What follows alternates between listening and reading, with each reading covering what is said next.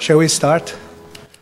Good afternoon, ladies and gentlemen. Welcome to the afternoon session on Conference 1.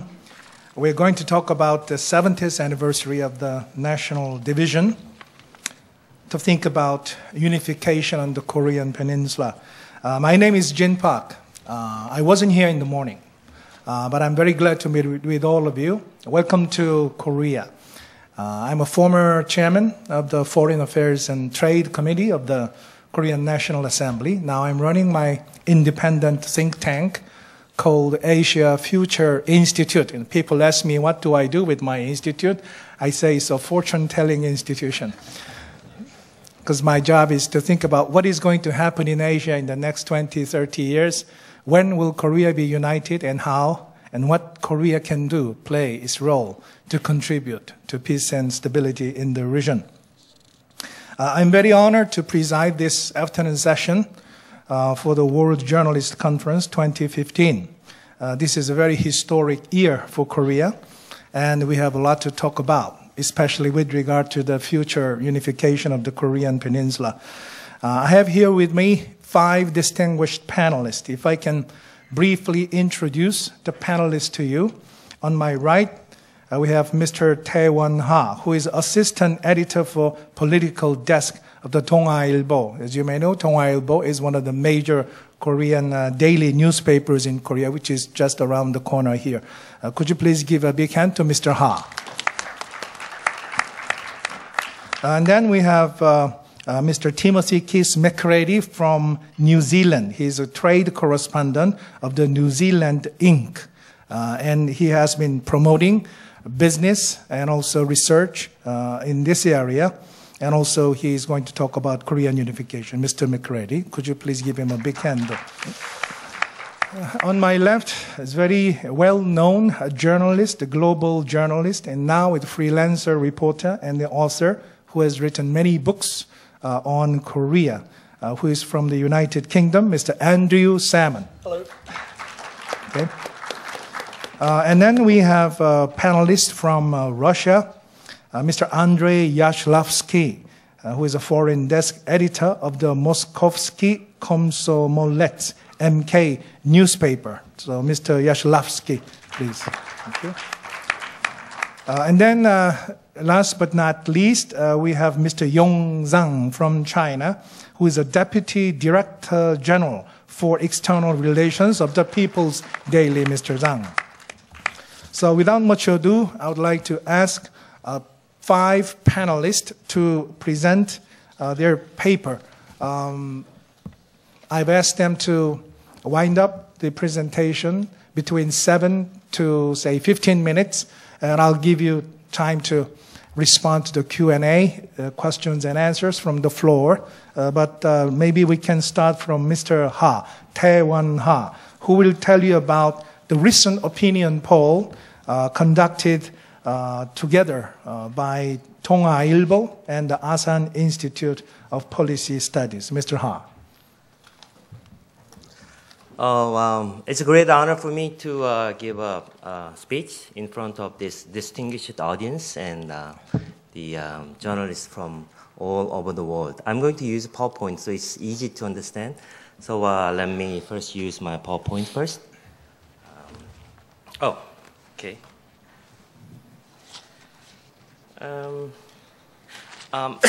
The main focus of my presentation is about, I would like to give you some general ideas what current South Korean administration think about unification process. And at the same time, I will present with you South Korean public opinion polls, which was done a month ago, which is pretty new. So you can have a better picture about what ordinary Korean people think. And lastly, I will come up with 7 recommendations that I say South Korean government must take to make inter-Korean relations better and the chance to expedite a unification process. So I will come up with the PowerPoint. What is it? I gave you new USB. Is this new? I changed it a little bit.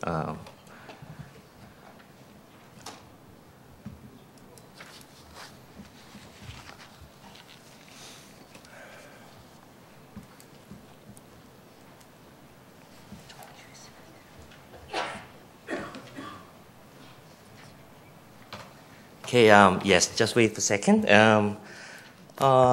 President Park gave a New Year's speech at 2014 of January, and she said in one word, the unification is jackpot or bonanza, which means since then the reunification is one of the most important agenda for South Korean government, and she formally launched Presidential Committee for Unification in February 14, and she assumed the position of chairmanship.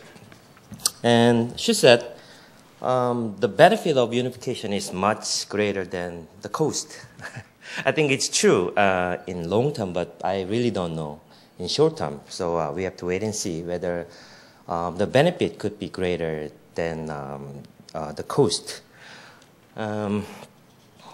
And she gave a Dresden speech last year. I think it was on February. And that was kind of landmark speech for her unification agenda. And okay, if it's not ready, I can just go on. Oh, okay, that's better. That's the lyrics from the baby's nursery song. I can sing a little bit. 우리의 소원은 통일. Our wish is reunification, and wish is unification in dream. Or come. The unification. It was the song sung by every kids in South Korea. But these days, I really don't know whether the little guys still sing this song. But that's how we approach the unification. So ordinary Korean people think unification is kind of must, and we must do it, whether it takes long or not. So it's kind of mindset for ordinary South Koreans. This is the slide that I just mentioned about, the jackpot speech. And we did the research that was from March 18 through 20, and the sample size was 1,000. And it was mainly about foreign policy and national security and inter-Korean relations. And response rate was 13.2%. I don't know whether the response rate is still maybe much higher than South Korea, but it's a little bit disappointing, but the response rate is very low. So 13.2% is kind of average in South Korea.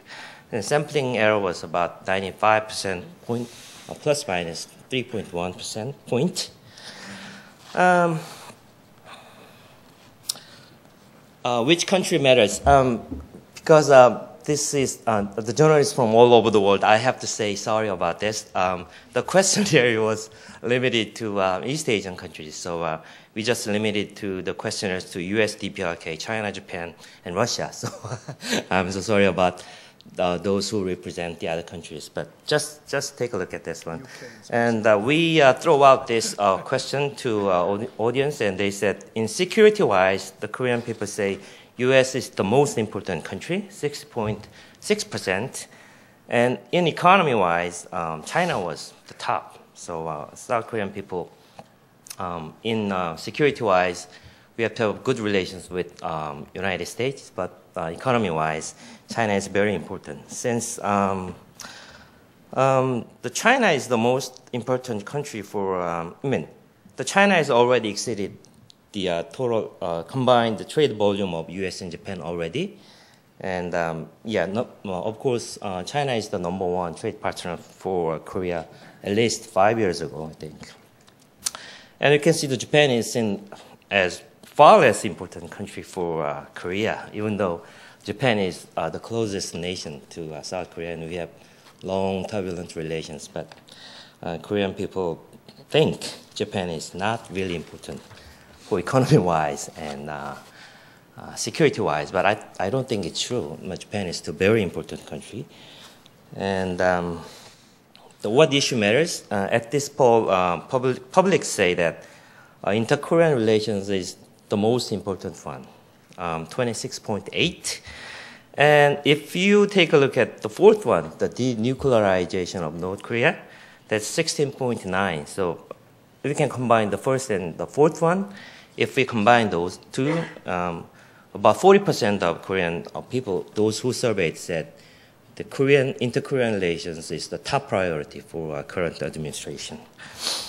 The meaning of this poll, I think there's plenty of rooms to be improved in managing inter-Korean relations, and President should do something more, or should do actively to make the inter-Korean relations better. So I think that's my interpretation. Maybe you have different interpretation, but I think the top priority must be making the inter-Korean relations smooth and better. And the interesting one, the summit meeting, we had previously 2 summit meetings in the year of 2000 and 2007. And South Korean people definitely want the 3rd round of summit meetings. And according to this poll, about 80.6% said, yes, we need a summit meeting in near future. And this survey, I can find many surveys which sincerely root for the 3rd round of summit meeting. So I can say generally, we need summit meeting to make inter-Korean relations much better. That's the easiest way. I think that's the public notion. And about the special envoy, and the idea of dispatching special envoy to find the breakthrough also widely supported at 66.3%. And I don't know whether you are very familiar with the mountain Kumgang, which is located in the near border, just across the border from South Korea to North Korea. And we started this mountain Kumgang tour from the year of, I think, I may be wrong, but from 2002. And it's been going on, but at 2008, we have a very tragic accident, which was happened in 2008. The exact date was July of 2008. And 53-year-old South Korean tourist was shot twice in death on the spot by North Korean military guard. And ever since, the mountain Kumgang tourism has never started again. But still, South Korean public we want to restart the mountain Kumgang tour. But the problem is that until now, the formal apology was not announced by North Korean government, and we didn't hear any government affirmation that this kind of brutal thing won't happen again. So I think the precondition must be met. The North Korea should do something to restart the mountain Kumgang tour. That's my private opinion. And abolishing 424 is May 24 measures. It's done since the torpedo attack by North Korea in Cheonan, the naval warship, in 2010 of March. And after that, South Korean government unilaterally started a ban on the investment. And in the Korean cooperation has also stopped, and the visits by officials and civilians are also strictly prohibited. So, and North Korea is now strongly demand the abolition of May 24 measures, and largely regarded as the tremendous hurdle to for inter-Korean relations. So general public still say that we need to abolish it, but we have to note that the 31.1% said, I really don't know. So someone says, maybe the general public doesn't even know about what May 24 measures about. So it's a gap between general public and the government, I think. It can be much more interesting to you, maybe. When to unify, this public opinion poll was done in last year of September and October, 3 times. And at that opinion poll, more than 70% of people said, don't rush. We have to wait until the time is ripe. So 70% is quite large. So South Korean people don't believe we have to rush the unification or we have to hurry up. So they believe we believe the unification is must, but we have to wait and see until the high time is come. So I think it's true. And how to unify? The favorite method is the peaceful unification, of course. It's top, it's 43%. But the second is very interesting, by absorbing or sometimes by taking over. It's about 41.8%. It means North Korea will collapse, right? And at any time. So they still think the peaceful unification is the best path, but still hope North Korea will collapse and they will annex to South Korean term. So it's a general idea, but by force, it's very, very low percentage, about 2 points. So we don't dreaming of making unification by force. I think it's very important. When would it be possible? God only knows, right? But according to this survey, 5% said within 5 years. Wow. And 6 to 10 is 27.6. And 11 through 20 is 22.4. That means within 6 to 20 year frame, South Korea will be reunified. That's the hope. I hope it can be possible in 20 years. So it can be jackpot at that time, right? And some people say unification. Oh, sorry. Oh. And someone said that the unification is not really necessary. So I just gave you some ideas why they say unification is not necessary. The public said that anxieties over social chaos, such as unemployment rate will go up or social crime rate will go up, those kind of things. So that's the reason why they don't really want the reunification happens. And that was 34.4%. And 29.3% said economic cost or burden. So after reunification, we will lose money. That's the reason that public say we don't want unification at all. And the fascinating thing is that I didn't add up this slide in my material. And in the age of 20s and 30s, the young generations are very, very tough or very negative about reunification.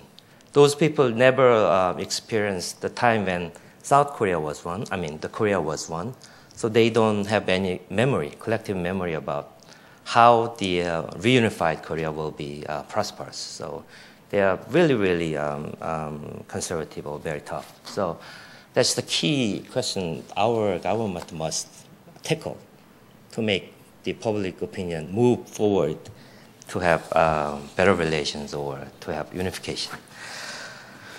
Okay. I just gave you a quick review on the unification policy of Korea. The landmark policy name is the Korean Peninsula Trust Building Process. That's the speech that our president gave before she elected as president. She said, embarking on small-scale unification projects that will lead to a complete integration of the two Koreas and taking practical measures to prepare for unification by strengthening unification capabilities. But one very embarrassing aspect is that, Ms. Park Geun-hye has been president for more than 2 years, but the first step never taken. So it's pretty embarrassing. So we really want to see the big first step will take by current administration. And the three-stage unification initiative is pretty it's pretty popular, and I think this position has taken by liberal government as well as conservative government as well. The three stages are the first, starting from security and peace, and then going through economic integration, and finally reaching political integration. That's the three steps. I I think it's the only formula that South Korean government put forward to the general public. Yeah. Can you wind up the presentation? Yes. Okay, I'll give you my conclusion. Okay, I can skip the 7 recommendations. It's just opinion. So my conclusion is that a Korean government, the Korean president can only be elected as just one term. So after 5 years, she cannot be re-elected. That means this is the 3rd year. So she doesn't have enough time. But I don't think it's time to panic. So I think she has to decide the priorities. What should she do first? So she has to tackle down first thing first. So my opinion is that the main message is the survey carried out by my institution is that the asking the president to better manage the inter-Korean issues. That's the more than 26% said that you should do this thing first, and then you can do other things. So, general public complain about current inter-Korean relations. About more than 50% said we are not very satisfied. So she has to do something different. Of course, we cannot do it unilaterally, or we have to. The nuclear. North Korean side, they have nuclear weapon, and they've been pretty much hostile to South Korea, and they keep threatening until now. But maybe we cannot just wait and see, and we cannot just sit back and relax, and we have to do it. We have to actively find the solution how to make it, because South Korea is the country which has the most stakes. So I think let the North Korea allow to move. So I think that's my suggestion. I would like to emphasize that creative efforts from South Korean government are urgently needed to find a breakthrough. So I'll stop here. Thank you very much. Thank you. Thank you, Mr. Ha, for your excellent presentation. Let me turn to Mr. Timothy MCCREADY, please.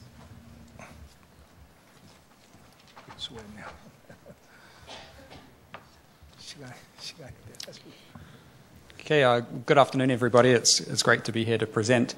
When I was asked to speak at this conference, I wondered what New Zealand could share with the world when it comes to reunification on the Korean Peninsula. And we're a small country very far away, and especially compared to some of the powerful economies on this panel, it took me some thinking to decide what to speak to you about today. But I wanted to ask initially if anyone here has been to New Zealand. Could you put up your hand maybe? 3, maybe 3. Okay, 4. I wanted to play a quick 2-minute video just about New Zealand, just to give you an idea of the perspective that I'm coming from. So if I can have that played now, please.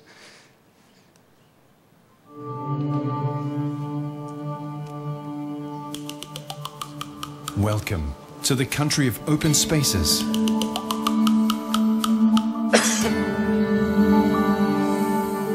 Where nature bursts and flows.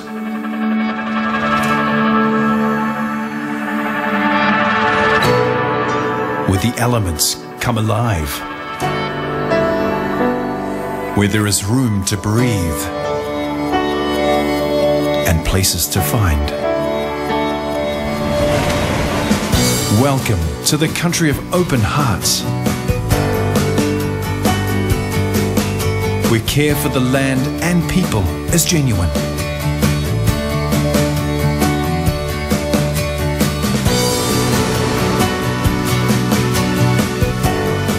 Where trust forms lasting partnerships.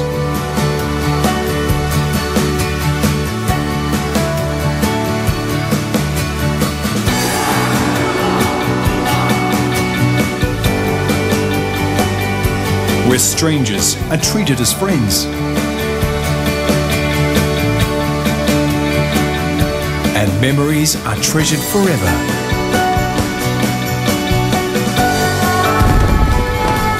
Welcome to the country of open minds. Where learning is embraced. and opinions valued. Where nature inspires incredible thinking. Where ingenuity drives design and innovation.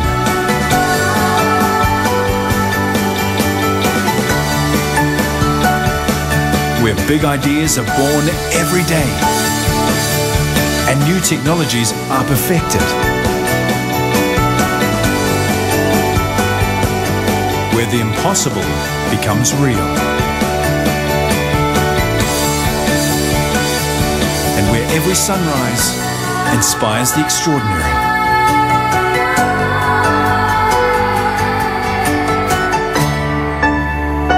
Welcome to the country of open spaces, open hearts, and open minds.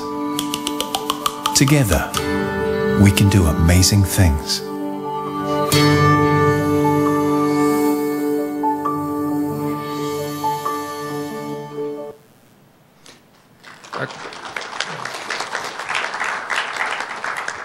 Okay, so a lot of people think of Lord of the Rings when they think of New Zealand. That's a little bit of New Zealand, but it's not everything that we do. But so today, New Zealand, like I mentioned, make the next. Is this working?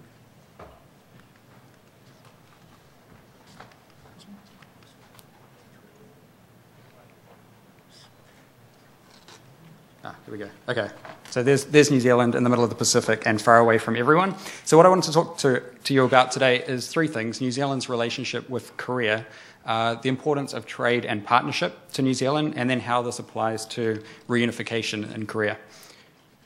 So 65 years ago, ships left New Zealand bound for Korean waters. Over the next 7 years, 6,000 New Zealanders came over to stand alongside allies and the United Nations force, fighting against invading North. And New Zealand was one of the first nations to answer the Security Council's request for assistance. And in this war, 45 New Zealanders lost their lives, which may not seem like a huge contribution, but to such a small country, this number was widely felt. And the Korean War had a significant impact on New Zealand's approach to international relations. It also had a lasting effect on New Zealand's friendship with South Korea. Subsequently, New Zealand supported South Korea's entry into the United Nations and assisted with economic development. Ties between New Zealand and Korea have been strong since then, and just last month, both countries signed a free trade agreement. South Korea is New Zealand's 6th largest export destination, where we export industrial goods, forestry, dairy, milk, meat, horticulture, and seafood. And it's our 8th largest source of imports, where we import refined oil, vehicles, machinery, and of course, electrical goods. So two-way trade in 2014 was over $3 billion US. Now, similarly to New Zealand, a lot of South Korea's economic success can be attributed to their ability to access world markets. And when I was researching for this talk, I was surprised that Korea has agreements with nearly half of the world's economic output. Both New Zealand and South Korea have recognized the prosperity that free trade can bring, and our populations have benefited greatly from it. New Zealand is fortunate to have strong ties with friendly nations around the world, none more so than Australia. And I don't think anybody is here from Australia. Is there anyone here from Australia? No. So I can say anything, which is great. And this is the area that I wanted to focus on, because I think, although this theme is about reunification, from a New Zealand perspective, what struck me is that our relationship with Australia offers a number of lessons for such a partnership between North and South Korea. So New Zealand and Australia share a deep loyalty, trust, and history. Both countries have British colonial heritage. We have Queen Elizabeth II as our head of state, and we operate under a Westminster representative parliamentary democracy. Our partnership has been strengthened through combined military efforts. Australia stood alongside us during the Korean War, and soldiers from New Zealand fought alongside Australians in the Second Boer War, World War I, and World War II. And we commemorate this relationship with a national day each year called Anzac Day. Now, despite this entwined history, it would be fair to say that our relationship has remained strong due to our successful economic and trading relationship. Both countries represent an important trading partner to the other. And this relationship is often referred to as one of the world's most comprehensive, effective, and mutually compatible free trade agreements. It's frequently updated and modernized, and there is a constant desire to build on the relationship to the benefit of both countries.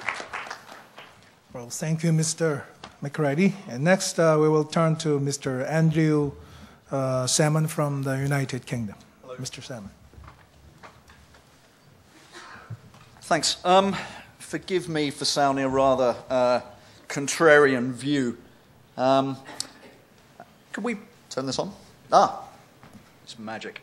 As you can see, I'm not talking about Korean reunification. I'm talking about non-reunification, because as a journalist like yourselves, I'm a cynic and a pragmatist. As someone covering the Koreans, it is intensely frustrating covering North Korea. I've been 3 times, and covering North Korea from South Korea, there are many pluses, there are many people. There's a whole industry of Pyongyangologists down here who'll decipher all the moves we get. But let's be really honest, it's still very, very difficult to actually get into North Korea and report. Even so, there are a few signs of hope, I would carefully suggest. So let's begin. I'm sometimes asked to speak to financial people over breakfast and talk to them about Korean issues. And I spoke to some financiers, fund managers who came in recently. They've been speaking to the Ministry of Unification here. What that ministry does all day, I've absolutely no idea. But anyway, they'd spoken to these guys, and they were talking about what a great thing unification would be. I mean, and look at it. You get a peace dividend. We don't have to spend all this cash on defense. We get a greater economy of scale. 25 million North Koreans join 50 million South Koreans. There's a virgin economy up there. We can develop an entirely new market. North Korea, of course, has got natural resources. South Korea traditionally was the agricultural part of the peninsula. The heavy industry, which the Japanese in place, was originally in North Korea, because North Korea has coal, iron ore, gold, rare earths, which the Chinese are exploiting, hydroelectric, high-quality seafood, medicinal herbs, blah, blah, blah. So South Korea suddenly becomes resource-rich. And of course, South Korean companies get this great pool of disciplined, hard-working North Korean labour, who are also, of course, dirt cheap. And suddenly, Korea becomes the hub of Asia. Everything comes and goes through Asia. Goes through Korea. You get rail access to Eurasia, road access to Eurasia, pipeline access to Eurasia. South Korea is no longer a de facto island. So maybe thinking in the future, could we have something like the EU? An East Asian or a Northeast Asian economic community? Will we be living in a land of milk and honey? These guys had really drunk the Kool-Aid. Let's face the real facts. Unification, this is reality. The aim, fantastic. The progress towards that aim since 2 Koreas were established in 1948, as far as I can say, a big fat 0. And what process do we have underway? You know, is Pyongyang talking to Seoul? What's the UN doing? 0. Nothing. Nada. So how did we come to this sad state of affairs? Very simply. Let's go back to 1945. The Korean Peninsula is meat-cleavered in 2 at the conclusion of World War II. And 2 competing states are established by the great powers. But of course now, as the Cold War is starting, what happens next? Surprise, surprise. We get a war that is hugely destructive, that is absolutely horrific and is incredibly bloody. After 3 years, the war ends with about 2 million dead and with absolutely nothing resolved. The enmities have only been magnified and exacerbated. So what happens next? Again, sadly, not a lot. But let's go through the lowlights and the highlights. The DMZ, the demilitarized zone, remains in place. It's called the demilitarized zone. What absolute bullshit. It's actually the most heavily militarized border on Earth, with the possible exception of Indo-Pakistan. And as I said, it cleaves the Korean people from one another across the width of the peninsula. We also have, of course, the tragedy of hundreds of thousands of family members who quite literally haven't seen each other, haven't spoken to each other, haven't even sent a letter to each other since 1953 or earlier. And for the Korean people, who are tremendously family-centric, This is an extraordinary tragedy. More? Sorry, I apologize. It's absolutely a cliche to show this photograph. Look, there are no lights in North Korea. But I do want to show you the wider geopolitical implications of this division. North Korea is literally the hub of Northeast Asia. On the left side, you've got the world's second largest economy. On the right side, the world's third largest economy. Here in South Korea, the world's 14th or 15th largest economy. But none of these are connected because there's this geopolitical black hole and a military casus belli right in the middle of what is the world's third largest zone of economic activity after Western Europe and North America. So this affects not just Korea, it affects the world. It's an important story.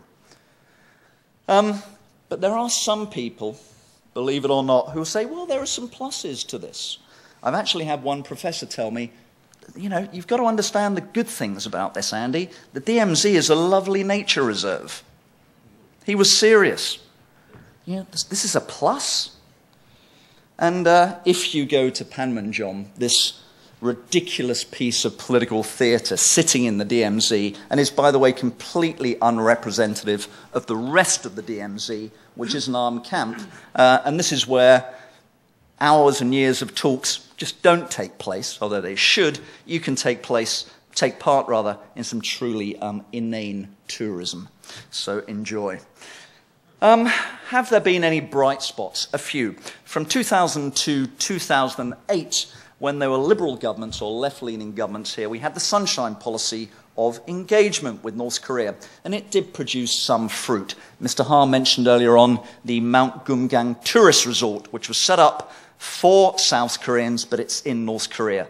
Pretty promising, but of course it was closed down after a North Korean soldier shot a South Korean tourist. And off the record, you're not hearing this from me, and this was never made public, he didn't just shoot her, he finished her off with a second shot. And that is why the North Koreans refused to allow an investigation, and that is why this multi-billion-dollar tourism district is still closed today. Don't quote me on that, please. And this project, this program, was actually started by this character, who's one hell of a man, Chung Ju-young, the founder of the Hyundai conglomerate. Hyundai means modern, one of the greatest companies in Korea and the world. He was actually North Korean, though he lived in South Korea, and he was the guy who kind of got the economic side of the Sunshine Policy going. You can see him here taking some cows up to starving North Korea. He actually went through the DMZ, a very dynamic man. And of course, there were winners and losers. On the right is Kim Dae-jung. He was the president behind the Sunshine Policy. He won a Nobel Peace Prize. On the left is Kim Jong-il, who didn't. Later, in 2007, we had a second summit. Plenty of booze on the table, as you can see. Kim Jong-il enjoyed putting it away. And on the left is Roh Moo-hyun, the second South Korean president to hold an inter-Korean summit. And there was one other fruitful outcome from this. That was the Kaesong Special Industrial Zone. This is a South Korean-run industrial park across the border in North Korea, directly north of Seoul, with about 55k North Korean workers working for small and medium-sized South Korean companies. The problem with Kaesong, it's been open 10 years now. There's only 123 small South Korean companies there. So Kaesong has basically maxed out. It's not going to get any bigger. The original plan under Chung Ju-young was this would be the footprint, the first step for South Korea's economic recolonization of North Korea. But as we know now, it's not actually going anywhere. So the Sunshine Process is dead, and so are all the key players. Kim Jong-il is dead. Chung Ju-young is dead. Kim Dae-jung is dead. Roh Moo-hyun is dead. He committed suicide. So this process now is dead in the water. It no longer exists. And while this was going on, there was a lot of yada, yada, yada at the UN and in Beijing. There were six-party talks because it was discovered that North Korea was actually secretly running a nuclear weapons program. And all these talks, the diplomats and the politicians, as usual, got us absolutely nowhere. So the UN stepped in and said, great, led by the US, let's have some sanctions on those crafty North Koreans. That'll sort them out. And that's really worked very, very well, I must say. Before the sanctions, they didn't have an intercontinental ballistic missile. Sorry to say, they do now. They've actually placed the satellite in orbit. That is a de facto ICBM launch vehicle. Moreover, now they've got not one, but 2 nuclear weapons programs, plutonium and uranium. So sanctions have been an absolute and utter failure in changing the behavior of the North Korean regime. So it's not a happy outlook. What's happened over the last 70 years? Korea remains divided, and we now live in the shadow of Armageddon. Wonderful. But fortunately, I do have some good news. And the good news is not coming from down here, and it's definitely not coming from the government. Where's it happening? Well, it's happening in North Korea. And as your fellow journalists, let me give you some handy phrases to use in your coverage of North Korea. You can read them yourself. Your editors will love you for this. But I've made a small mistake. One of these is actually wrong. Would anyone like to tell me which one is incorrect? Sorry? Number one? Yep, correct. Any others? Actually, they're all wrong. If you read this in a newspaper article, stop reading it. The author does not know what he's talking about. This is bollocks. But of course, if you only look at North Korea through the lens of the leadership, then certainly nothing much has changed. We've got Kim 1, Kim 2, Kim 3, Asia's new monarchy, de facto. Welcome to the King Kims. But there is change underway. Right now in Korea, there is seismic change underway. And I would suggest it is the most underreported story in Asia.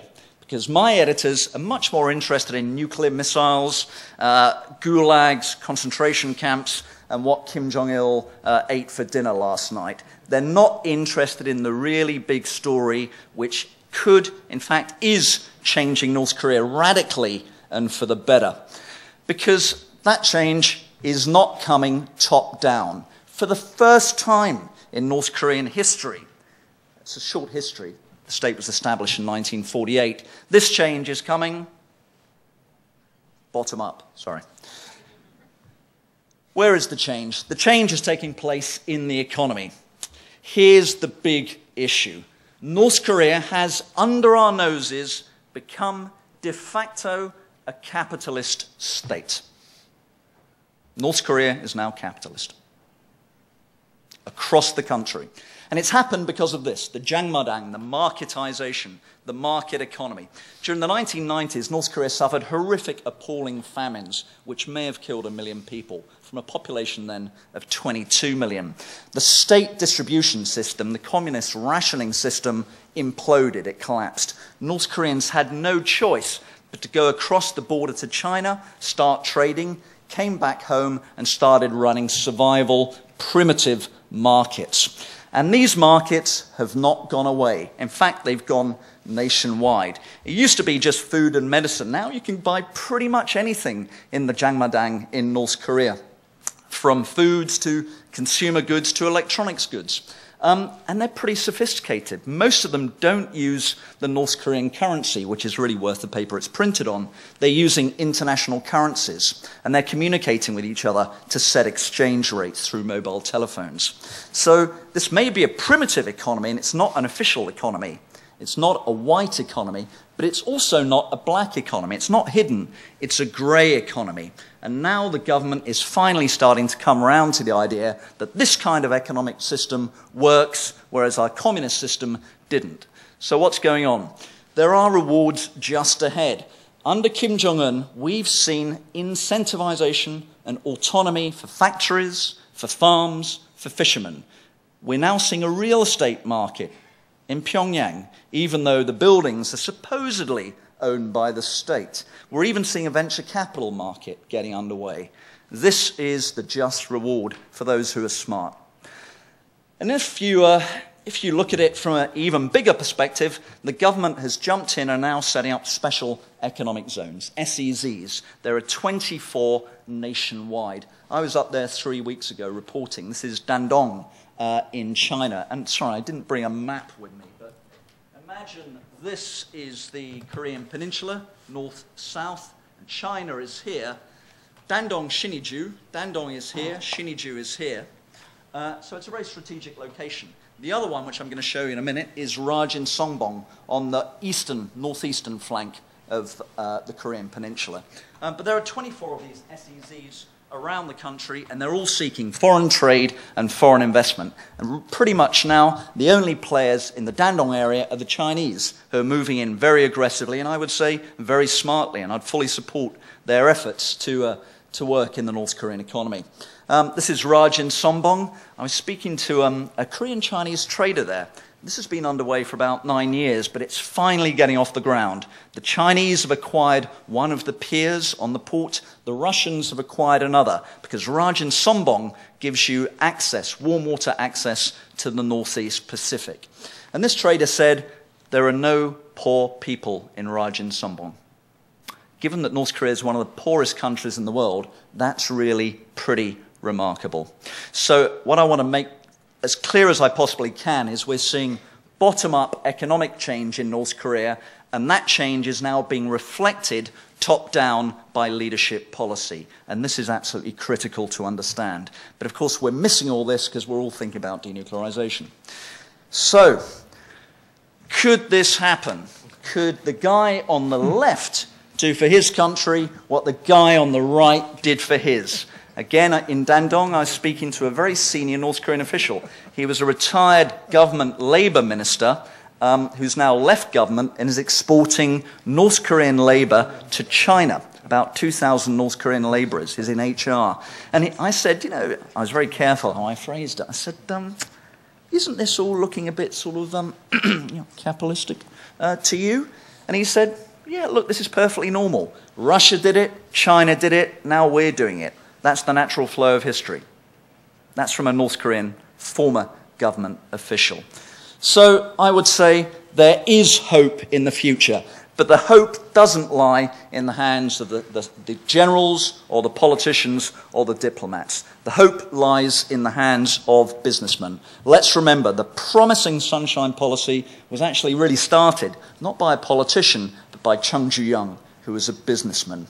I would say that South Korea, I fully agree with what Mr. Ha said, South Korea needs to get rid of these May 24th, 2010 sanctions, which prevent South Korea from any trade or any investment in North Korea outside this artificial Kaesong Special Economic Zone. Let South Korean business go in there. Let's de-link business from politics. Then we can take a stake in the North Korean economy and we can start helping the North Koreans make the changes they're already making themselves. Because external pressure to make North Korea change has failed dismally over the last 70 years. From war to sanctions to political engagement, the North Koreans do not budge, but they're budging themselves in the economic space.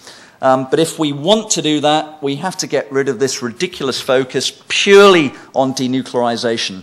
I've not met a single North Korean expert who believes that North Korea will give up its nukes. Yet Seoul and Washington and Japan and probably all your countries are all saying it's got to be denuclearization first. Well, okay, nothing will ever happen.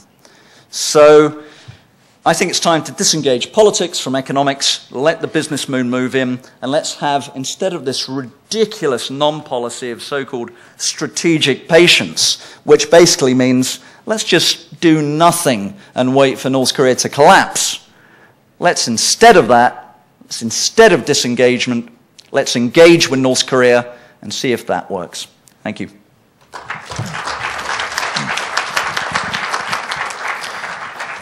Thank you, Andrey YASHLAVSKIY, for your intriguing presentation, especially about the nascent capitalist market system in North Korea, which is of great interest to many people. I heard that there are more than 400 market system, as you said, the gray market system in North Korea. I think that this desire for economic well-being and the people's livelihood will be much more powerful than any military logic or any political slogan.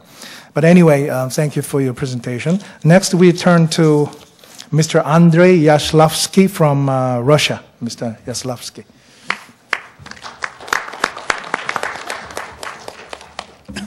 dear colleagues, dear friends. I will try to make my speech not too long, but I need to say two things before it. First of all, let me thank the hosts of this event for the very possibility to be here. And secondly, dear friends, I'd like to ask you be indulgent for my poor English. Now, let me say some words about the issue of the reunification of Korea, how I see it from Russia. This year, all the world celebrates the 70th anniversary of the end of the Second World War. For people of the Korean Peninsula, this time is also a history of 70 years of division of their country. At first, Korea was divided, as we know, into Soviet and American zones of occupation, and then to Korean states with different political and economical systems have emerged.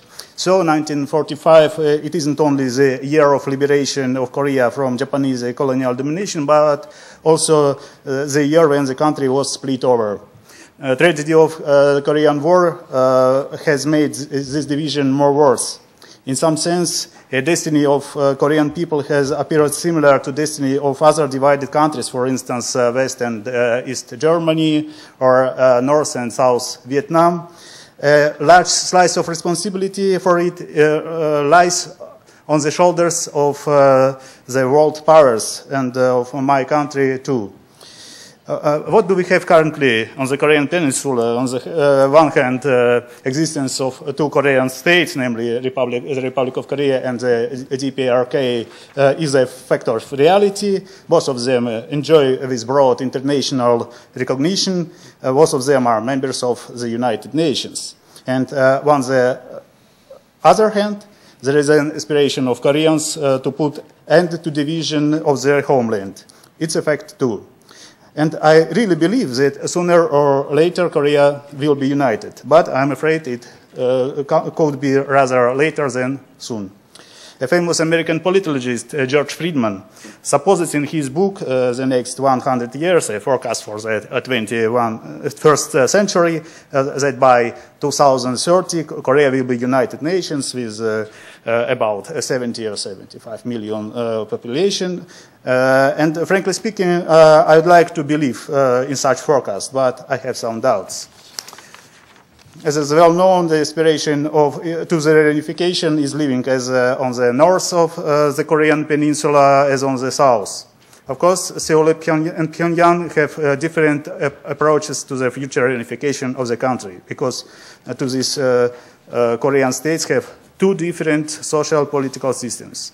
What is more, I barely can imagine how, under current circumstances, it's possible to implement the reunification of two Korean states. Could it be done on some equal principles while retaining present political and economical systems on the north and on the south? In a perfect world, it would be great. It's commonly known that in 1970s, 1980s, North Korean leader Kim Il-sung has proposed a project also named Democratic Confederal Republic of Korea. But many experts are skeptical about the very possibility of such confederation.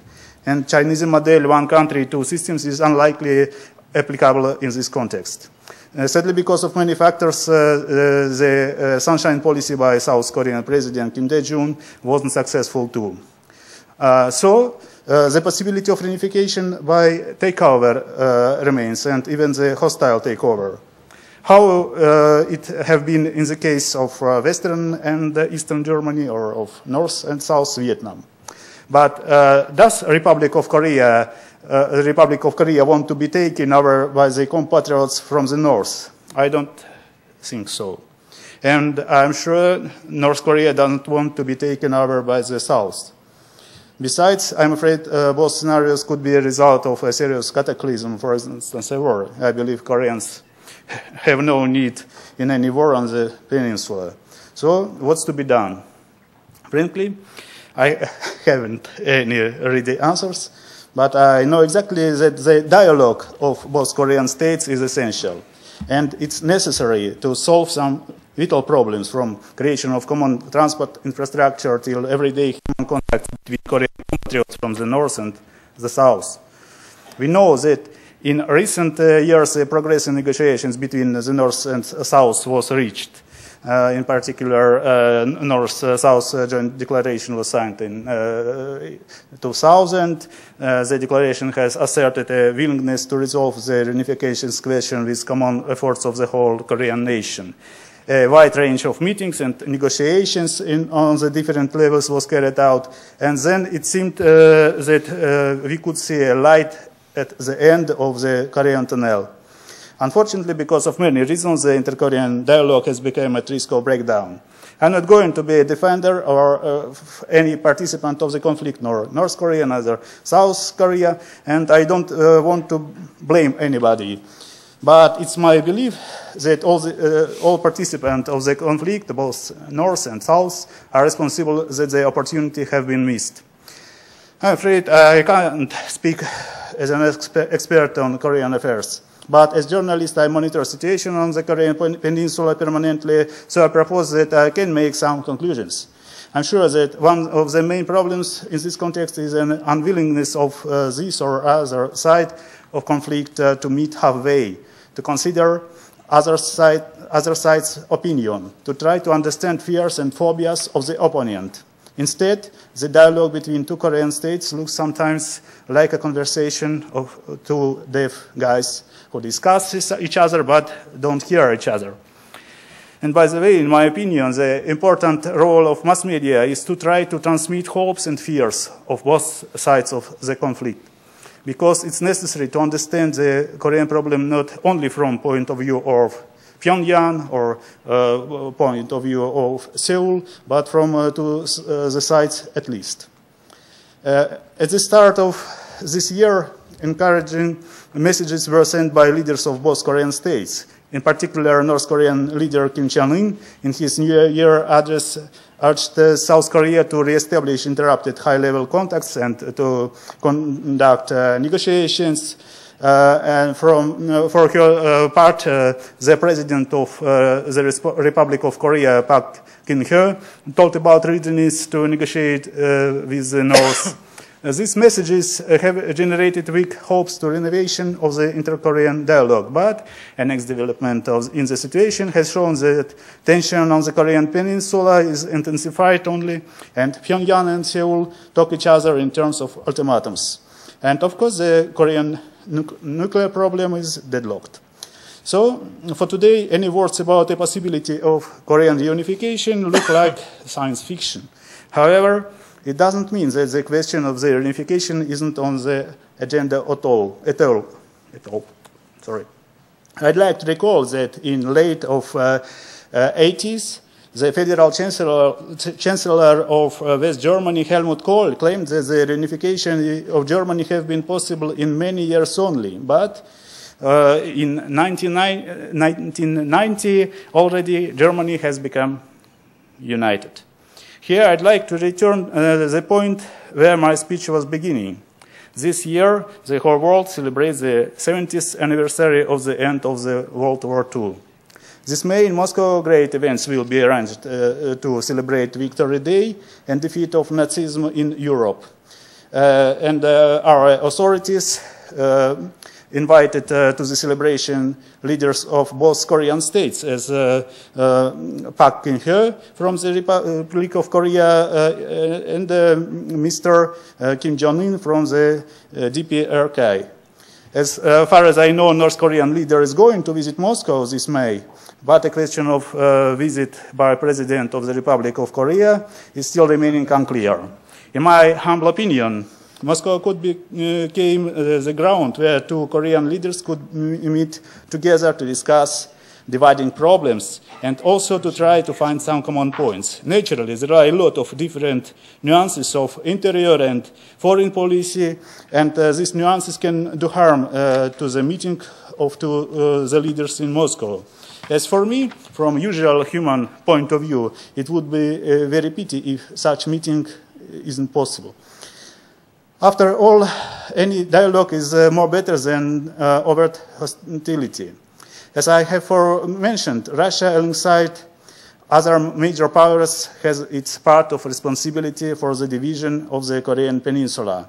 And I believe that my country could be one of brokers in the inter-Korean dialogue, because Russia has good relations to both Koreas. Also, Russia isn't binded with ideological chains.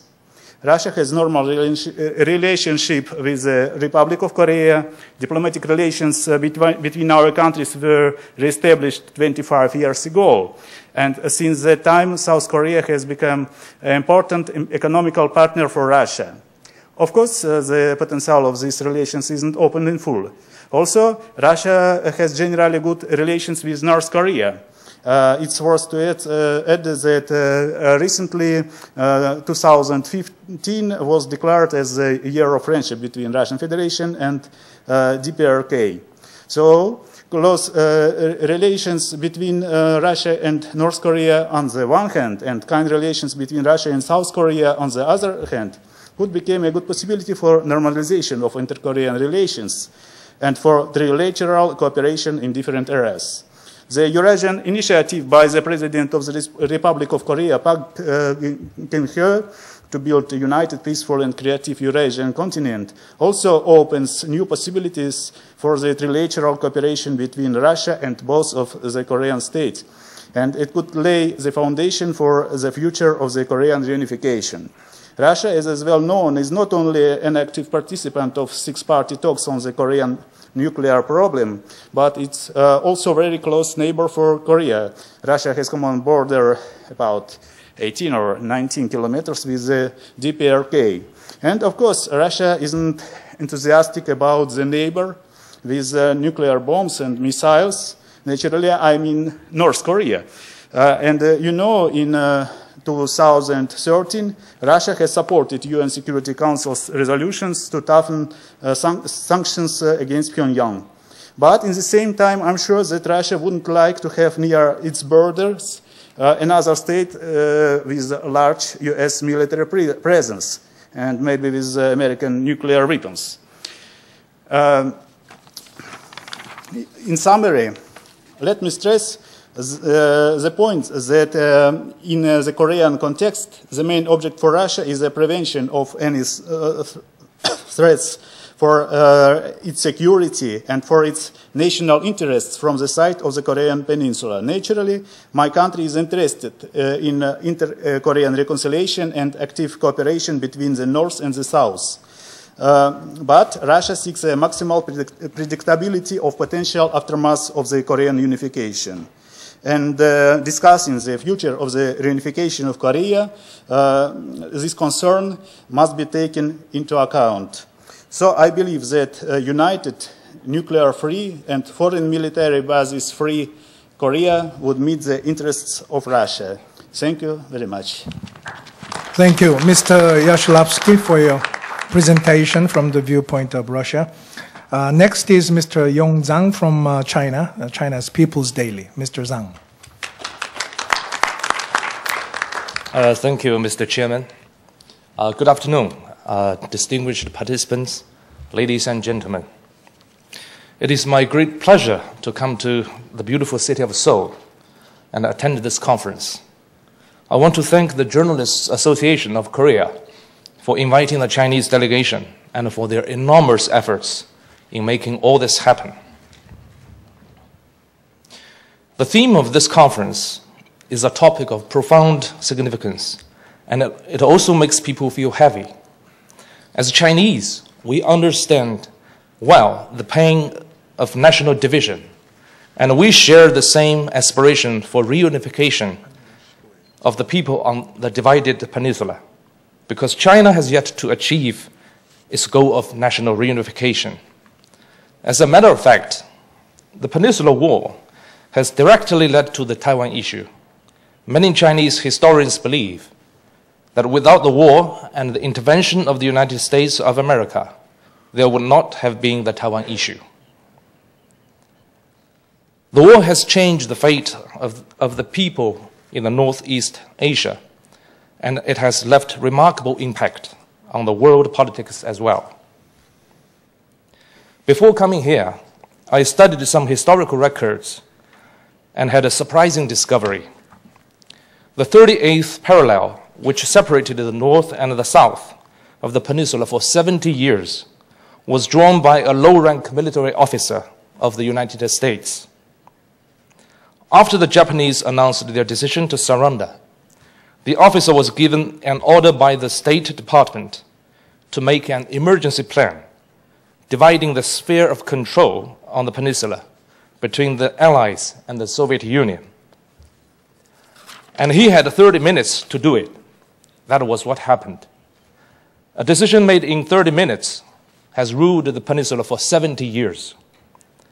And an American officer imposed his decision on millions of people on the peninsula and changed the fate once and for all. The history of the peninsula in the 20th century is full of detailed absurdity of such kind. But the ground narrative of the history tells us the atrocity of the Japanese aggressors and the darkness of the colonial rule, as well as the pain of the people suffering from the post-war power politics and the Cold War. After the Cold War, the focus of the confrontation on the peninsula has been the nuclear issue. In order to peacefully resolve the nuclear crisis, China has actively played the role of being a mediator. China has friendly relations with both the ROK and the DPRK. Last month, the Foreign Minister of China, Mr. Wang Yi, talked about China-DPRK relations in a press conference in Beijing. He said, I quote, "We cherish our traditional friendship with the DPRK, and we seek the normal development of our relations." End quote. China and the ROK have witnessed their best time of cooperation in recent years. We appreciate that the ROK joined the Asia Infrastructure Investment Bank as a founding member.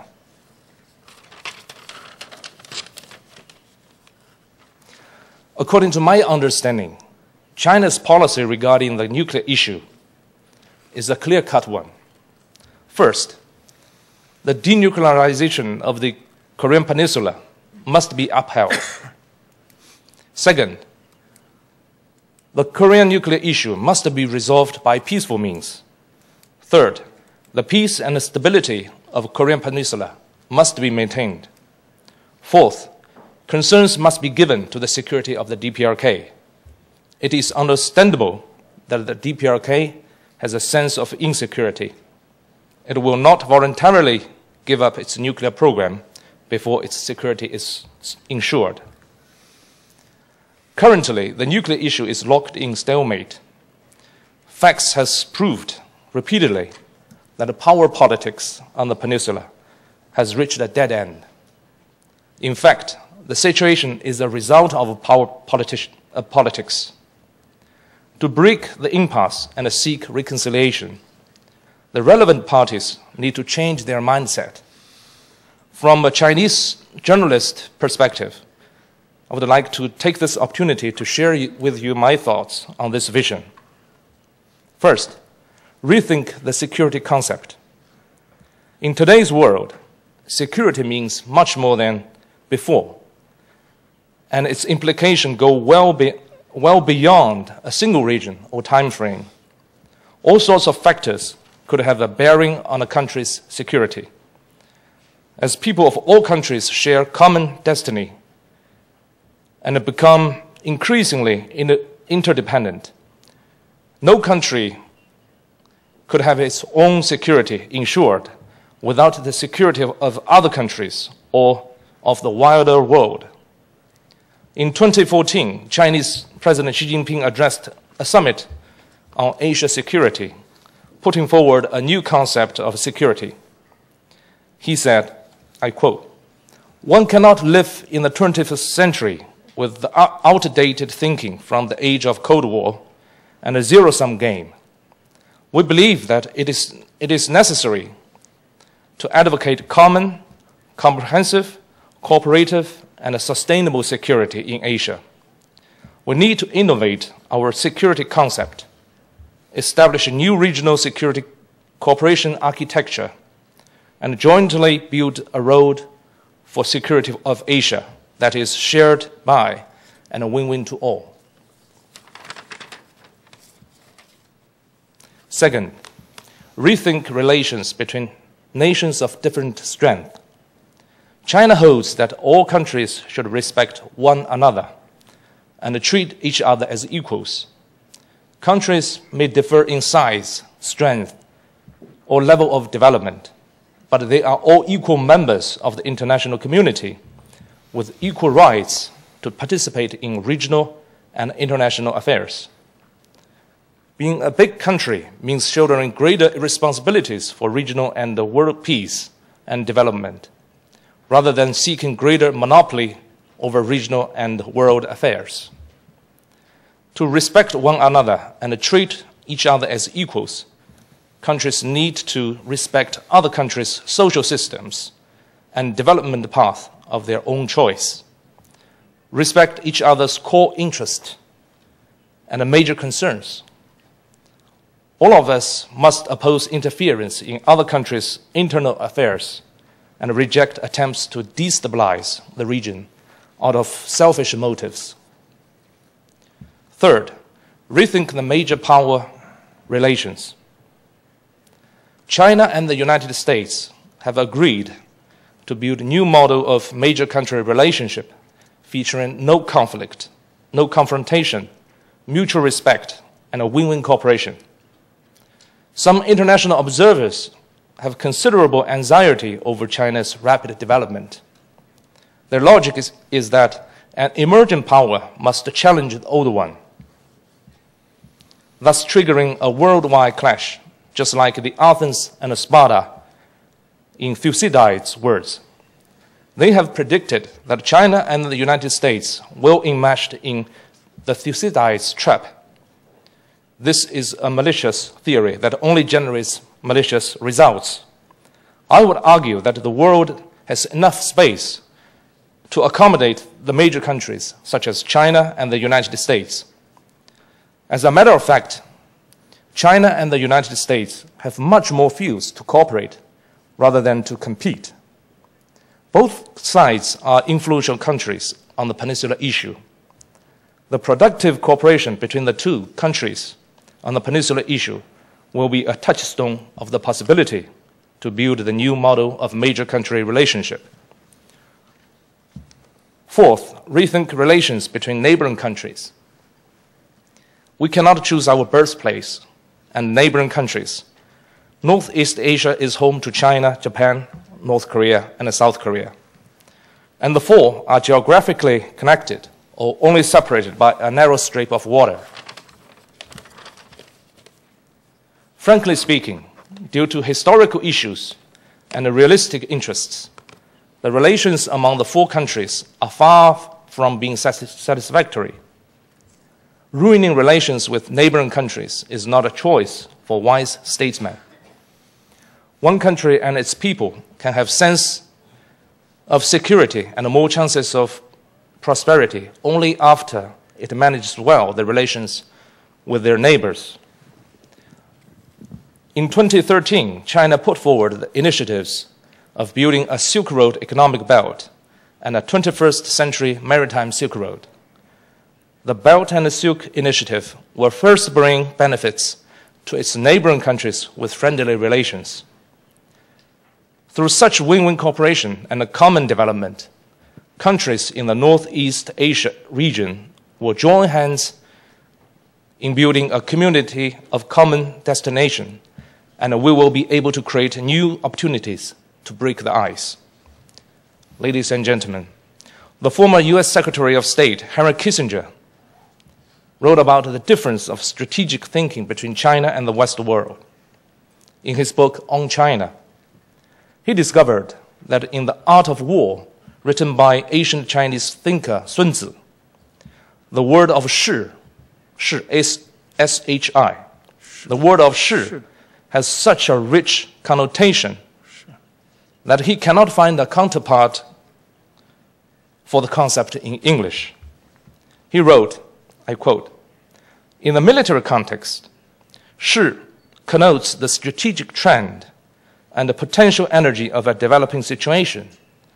The task of a strategist is less to analyze a particular situation than to determine its relations to the context in which it occurs. No particular constellation is ever static. Any pattern is temporary and in essential evolving. The strategist must capture the direction of that evolution and make it serve his ends. I think Kissinger's observation is rather accurate and inspiring. Chinese people are keen to analyze and discuss Shi, and they are more than willing to comply with Shi and take advantage of Shi. To Chinese, Shi is akin to water flowing downhill, and it has massive power that cannot be held back. Chinese have come to a conclusion that the Shi of the post-Cold War world is that peace, development, and a win-win cooperation has become the prevailing trend of our times. China's strategic choice of peaceful development is to conform to the trend of the times and the core of its people. What China needs most is a harmonious and a stable domestic environment and a peaceful and a tranquil international environment. Turbulence or war runs against the fundamental interests of the Chinese people. As always, China will play a constructive role in promoting the peace resolution of the peninsula issue, supporting the engagement and reconciliation between the North and the South, facilitating the peace and unification process of the Korean Peninsula. It is our sincere wish that the relevant parties can discover and master Shi and begin real peacemaking process on the peninsula. To conclude my remarks, I want to quote one line of the lyrics of an American singer, Bob Dylan. In the song of Blowing in the Wind, he sings, "How many times must the cannonballs fly before they are forever banned? The answer is blowing in the wind." The musician raised a question without giving an answer. Today, we as journalists raise this question again. I hope the answer is not in the wind, but in the action of the relevant parties of this peninsula. Thank you very much.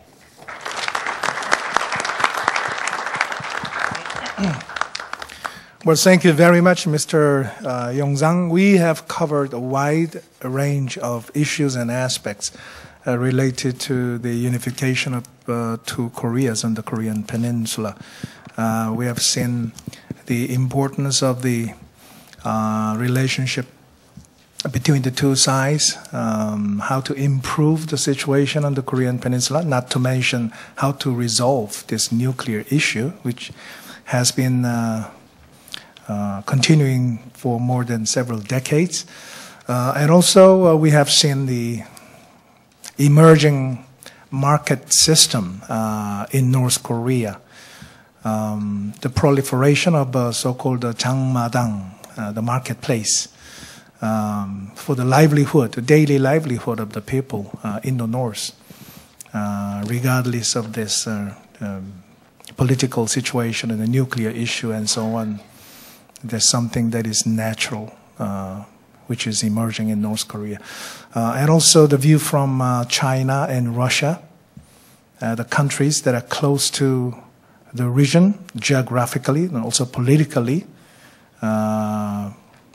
with North Korea, how these countries, neighboring countries, can play their roles to mediate or to facilitate the inter-Korean dialogue and the cooperation so that we can move towards a better future on the Korean Peninsula.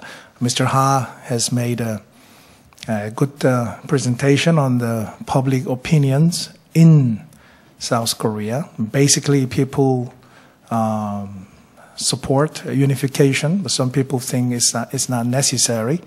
But the important thing, the most important relationship from the Korean viewpoint, as was conducted in the survey, is an inter-Korean relationship. compared to Korea-US, Korea-China, Korea-Japan relationship. So certainly North Korea is in the mind of everybody, and I hope, and I think that is the case with you, the journalists from all over the world. So now I would like to open the floor for questions and answers. We have about half an hour time, so maybe I can entertain about 5 or 6 questions. I would like to take 2 or 3 questions first, so that the panelists can respond to your question. Please raise your hand, and please identify yourself. And please make your question very brief, and please specify the panelist to whom your question is directed. Yes, gentlemen, in the middle.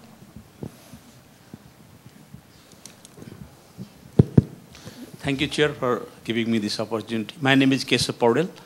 I am editor of Fortnightly Magazine of Nepal. My question is directed to Andrey YASHLAVSKIY. In the changing context, what role the Russia, Russian is playing to bring real peace in Korean Peninsula? And recently, news about the new President of North Korea is visiting Russia. So how much Putin put pressure or suggest him to make this peace process go on? Thank you very much. Yes, let me take a second question. Yes.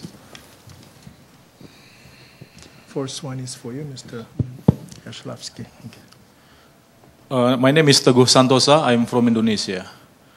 I think I agree with Andrew.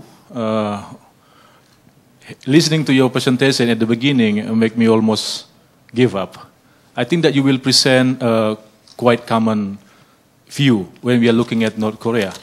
I myself, I visit North Korea more than I visit South Korea. And I met with Kim Jong-un in person. I met with President Kim Jong-nam, and I found that they are not very, not like what it is on the news.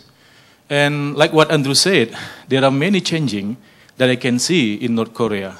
And if we have enough patience, we can wait until they can change themselves. Of course, on the news, what we see is anger, what we see is a threat, and things like that. So Andrew, since we share common experience dealing with North Korea issue, how do you think, how can we move from this realism perspective in looking at North Korea issue to more liberalism in looking at that? Sometimes when we are doing our job in dealing with this issue, seems like we are trying to do what the states do. If you are studying in international relations, you know that sometimes, there is a differentiation between realism and liberalism. Meanwhile, state is, is a unique place. Nobody can say that he or she is a state. No, I'm proposing us to work with the people. Let the state do their own business. They have their own business. Everyone knows this. But people, the one who create the state, the one who has the voice of the state. And I, myself, I am more concerned to work with the people of North Korea and also South Korea. Thank you very much. All right, thank you, sir. Shall I take just one more question and then see if we can respond to? Yes, the gentleman over there. Thank you, Harold Hyman, French TV, BFM TV. Seen from France, we just don't understand how come North Korea was allowed to acquire 10 to 12 nuclear bombs under such strict sanctions, whereas Iran is struggling to even get one. So the question is, some of the panelists said, forget the bombs, let's move on to the economic issue, Mr. Salmon. And I think some others, 2 of you, said, let's denuclearize. I think Mr. Zhang said that. Denuclearize and then we'll have harmony. So how is it we can so easily denuclearize a country under siege which builds 10 to 12 bombs at will? What's the secret formula? Is it an offensive of love or more pressure? Okay. All right. 3 questions. We'd like to take these questions first and then move on. First question was to Mr. YASHLAVSKIY. What role can Russia play, and how is Mr. Putin dealing with the issue? There are 2 things. From on the one hand, Russia is an active player in 6-party talks on the Korean nuclear problem. Russia is a neighbor of Korea. And on the other hand, frankly speaking, Russia is a too weak player in the Northeastern Asia's space. And I suppose that Russia has not so much of instruments for pressure to the North Korean regime. But I think the main way is to bring to Korean leaders for meeting, for discussion and so on. It's all that I can say. Okay, Mr. Salmon, you are a popular member of the panel. I doubt it. You have 2 questions, Mr. Salmon. Yeah, you know, actually, I'd be much more interested to hear what you've got to say, having met Kim Jong-un. I've only ever seen him on television. When I go to North Korea, I meet tour guides, and thank you very much, Mother. Yeah. And that's pretty much it. You know, I think, to be honest, and I don't know if there are any Americans in the room. We got any Americans here? No. Okay. Oh, well, that's all right. I can speak freely. You know, I think okay. I think the Americans have lost the plot. You know, they've taken their eye off the ball. This sole focus on denuclearization, I think, is self-defeating. I think the Chinese have got the right idea. The Chinese, on the one hand, they're making the right noises diplomatically. They are censuring North Korea, but they're very, very heavily engaged economically. And that does give you leverage, which you can use. I would respectfully suggest the Chinese don't use it enough to change North Koreans' behavior. But they've used it once when they cut off the fuel flows back, I think, in, was it 2005, 2006? There we go. And that actually got the North Koreans to the negotiating table, albeit nothing happened at the table eventually. But the Chinese seem to be much more pragmatic, much more engaged in this process than the Americans, the Western Europeans. And I think that's the only way forward. As again, if we only focus on denuclearization, what can we truly expect? Look at the Libyan example, look at the Ukrainian example. You give up nuclear weapons, what happens to you? I don't agree with that theory, but I understand that theory. And you know, you're right, North Korea is a paranoid nation. They probably believe their own propaganda to a large extent. The world is out to get them. Read a newspaper here, read a newspaper in Washington, D.C. So my sense is follow the Chinese example. I think they probably got the right approach. Let's not stop trying to persuade them to change their bad behavior, but let's also engage them in different areas. We can engage in the social area, the commercial area, the economic area, rather than simply focusing on politics and military. One last point I would like to make. For various reasons, I've been reading a great deal in recent years about the Third Reich, and of course that was the greatest human rights disaster in history. And for me, the pressing issue in North Korea is not so much nuclear weapons, because not a single person has been harmed by a North Korean nuclear weapon yet. It could be a disaster, but it hasn't happened. I believe it's a deterrent, not an actual tactical weapon. But there is a huge human rights problem up in North Korea. Let's not deny that. That to me is the real horror story in North Korea. The knock on the door at midnight and the horrific lack of due process and the gulags that exist up there. But what is very, very clear to me is that if you have a human rights problem, you can really, a regime which wants to horrifically abuse its citizens' human rights has to close itself off from the world. We saw this in the Third Reich. The Wannsee Conference was in 1941. That's when the mass murders took place. But Hitler actually came to power in 1933. So only after he was disengaged from the rest of the world and there was no oversight did he actually carry out the final solution. Similar terrible things have happened in this region. I think China during the Great Leap Forward, when it was closed off, was some of the worst famines and the worst deaths under Mao.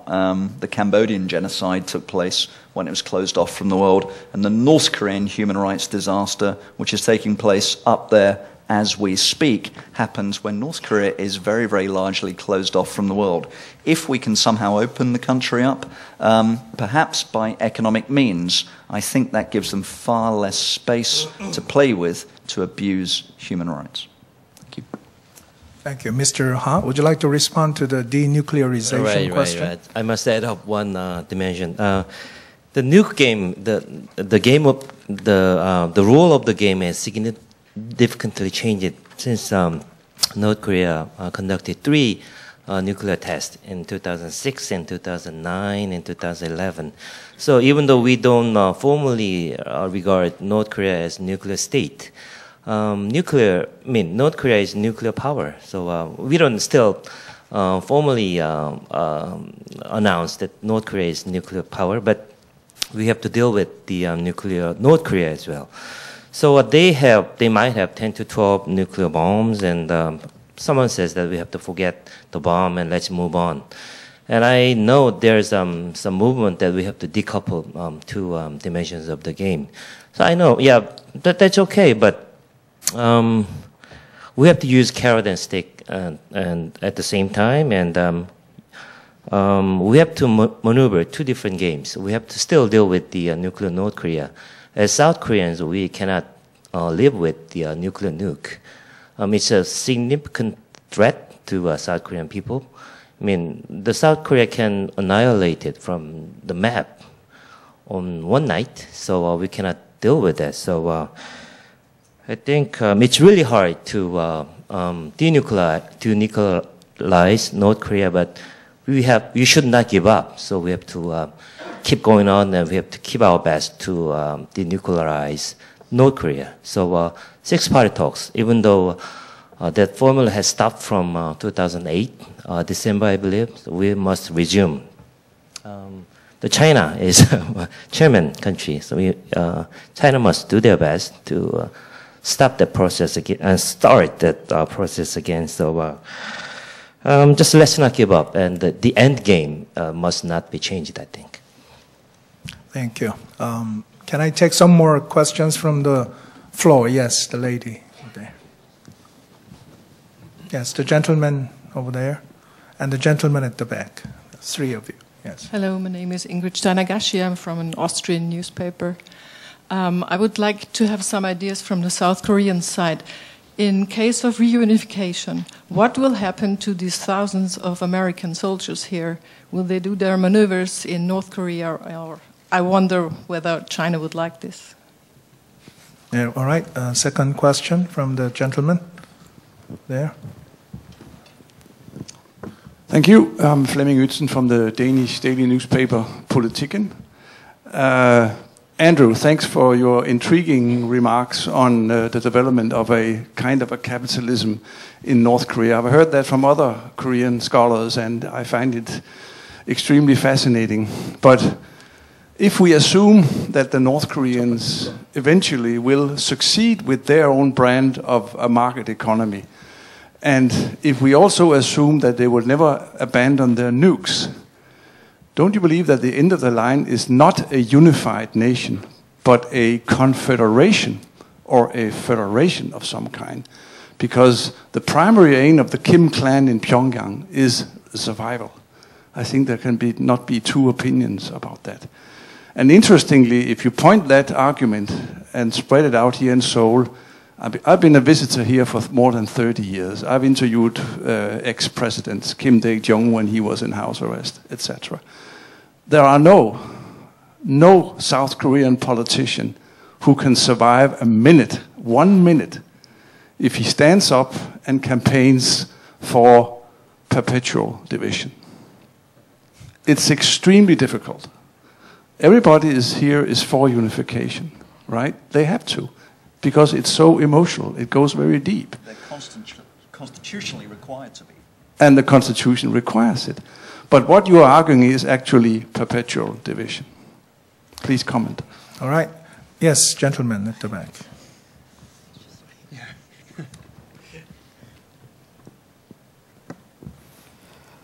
Okay, thank you. My name is Jamil Ahmed. I work in Bangladesh as a broadcast journalist and also host of a couple of television talk shows. My interest is to, how this strong forum, like I see representation from many countries here, how this strong forum can work together in future in terms of the declaration you have circulated. First of all, peaceful unification of Korea and also freedom of speech. So I'm very interested to know from my friend in New Zealand sitting in the panel, or also Andrew SALMON, anyone of this group, how this group can, what role this group can play in future in terms of this declaration, implementation of this declaration. Thank you very much. Okay, one more, yes, gentlemen.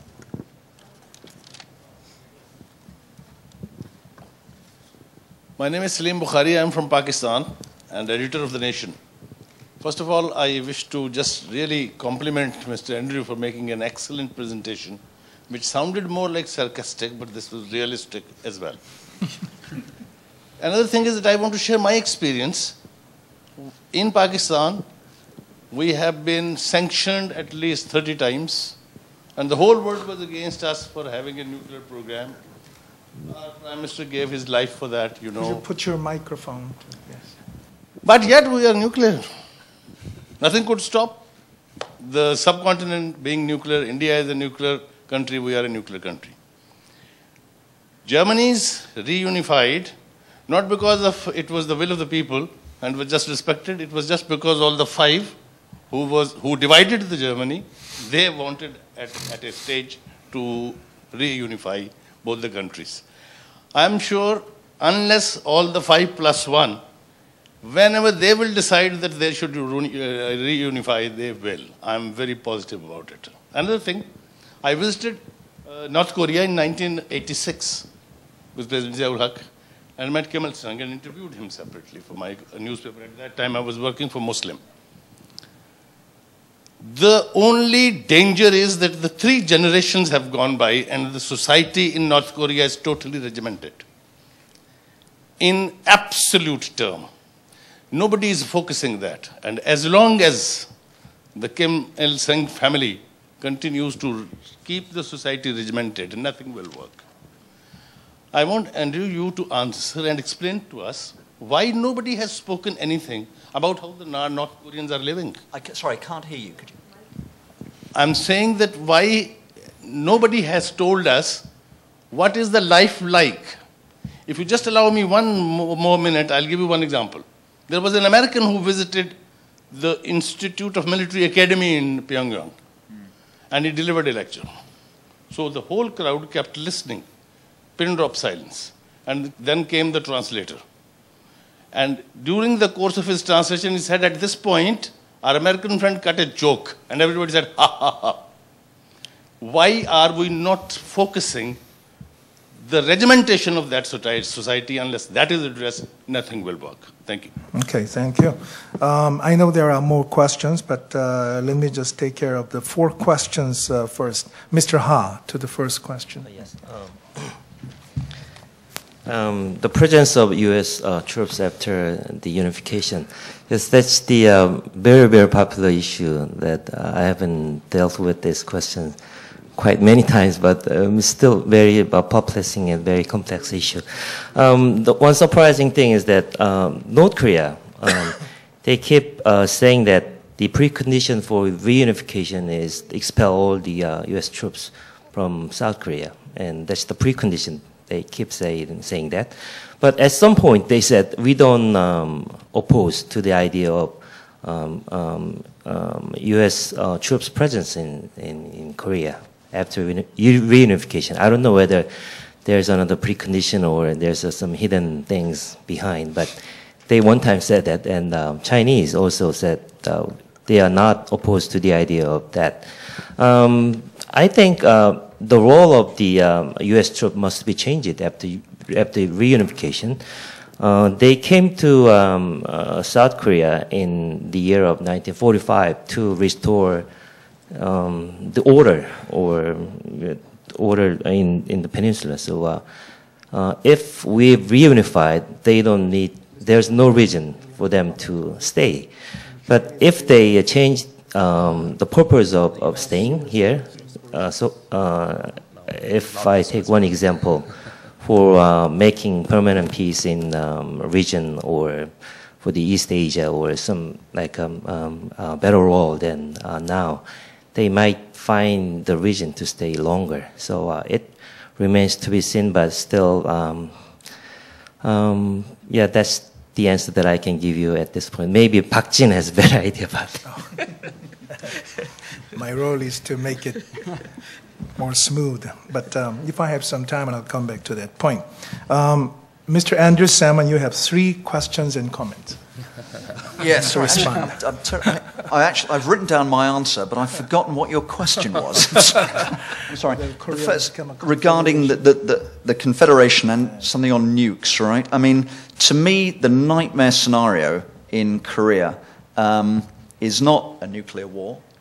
It's not a North Korean invasion. It's what happens if North Korea feels so pressed or so pushed and is so short of cash that it decides we're going to sell a nuclear weapon or fissile materials to a non-state actor, a terrorist organization. I believe that is a red line which the United States will cross, and that could mean a military attack by the Americans on North Korea. So I would suggest if we can empower that society through the economic mechanism, we can enrich them. Yeah, sure, it's true. They may build more weapons. But on the other hand, it takes away the desperation. Because a country that's got nothing to lose is a lot more dangerous than a country that's got everything to live for, right? As for Confederation, I'm not really even discussing unification. I've got no idea how it would be achieved. A confederation, I've got no problem with that. What I think is the tragedy now is the almost total lack of intercourse between the Korean people on both sides. And they're becoming further and further apart, socially, culturally, even linguistically. So even if we don't have reunification, if we have some kind of open border where Koreans can trade, they can take part in cultural activities, economic activities, social activities, where divided families can meet. I'm not too bothered if we've got a government in Pyongyang and a government in Seoul. That wouldn't bother me in the slightest. For me, the big issue right now is the DMZ. Does that answer your question? Yeah, okay, thanks. And the Pakistan issue, yeah, on the regimentation of society. I mean, this is the big question hanging over North Korea. On the one hand, you've got the Cold War mindset, and you've got the gulag, you've got the guys with guns at the top edge of society. On the bottom edge of society, you've got this turmoil in the economy. Everything's changed. The question is, so you've got a politics, economy, and then you've got society in the middle. How is this changing people's thinking? Let me just tell you one story, which I think was in the Washington Post last year. Very briefly, because of what's happening in North Korea, everything's monetized, including politics. Money is power just as much as guns are power. And everyone is bribable now. It's one of the most corrupt societies on earth. But that means you can get stuff done. So there was a North Korean trader who was going across the border to do something in China, and he got stopped by border guards on the way, and they arrested him. And so he said, okay, and he paid the appropriate bribes, and they said, right, you can go now. He said, thanks, but look, how about you guys? Are you sure? Are you happy with the money you're making? The border guard said, oh, no, not really. He says, look, why don't you guys work for me? You can become part of my distribution network. So he actually has border guards, you know, the guys with the guns working for him on the side. And this kind of thing is happening across North Korea. So even the regimentation of society, as far as we can tell, and the picture's not that clear, is crumbling because of the economic mechanism. Thanks. Thank you. Mr. McCready, would you like to make comments? Yeah, so I think I'm answering the question about what we can all do here as journalists, and I think that we're all in quite a privileged position as journalists to spread the word about what we hear at this conference and as we tour Korea, and I think it's quite admirable that the World Journalists Conference is looking at reunification. Because I think, like Andrew said, it's something that a lot of people hear the same kind of message whenever they read about it. But there's perhaps more that we can share that goes beyond denuclearization. And I think for those of us that live in smaller countries, we can maybe say things that will result in rapid and significant changes sometimes. And I think although this is a very difficult situation. You know, from my point of view, New Zealand just last year secured a position on the UN Security Council. So I know that what I write after attending this conference will be read by the government, and there will be a response. So I think we can all spread the messages that we hear and make sure that we maybe talk beyond denuclearization. And maybe I know I made notes of the words that we shouldn't use that Andrew mentioned, so I won't be mentioning Stalinist or trapped in the past, but maybe I'll talk about some other things. Don't know if anyone else has any other points. Any panelists would want to make any comments? No? Let me take two more questions before we wind up. Yes, gentleman over here and the lady over there. Maybe one more. Okay, three of you. Okay. Gentleman in the middle.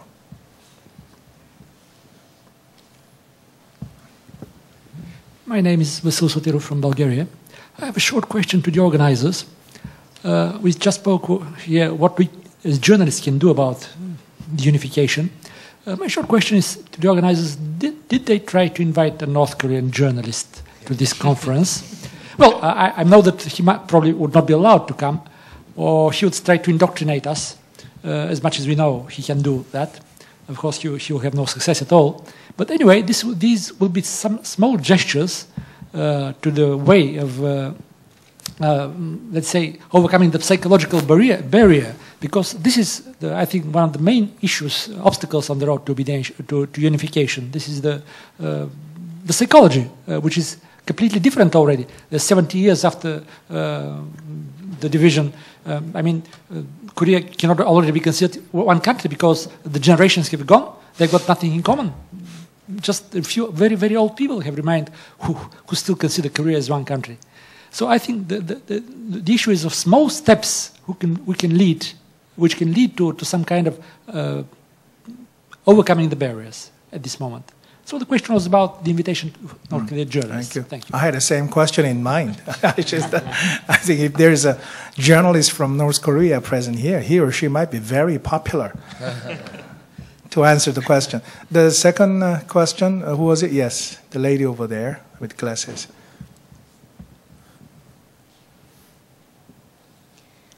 Hi, I'm Carla Lopez from Reforma newspaper, Mexican newspaper. I am very interested about the poll that you showed to us, because I think that maybe the people, it is not taking enough in consideration. For me, it is very important that some Koreans, citizens, do not find necessary a unification. And so the question is, haven't the times and minds of people changed to a point where we can think of a scenario where there is not unification, but maybe to concentrate on the issues that are related to North Korea, like Human Rights Watch?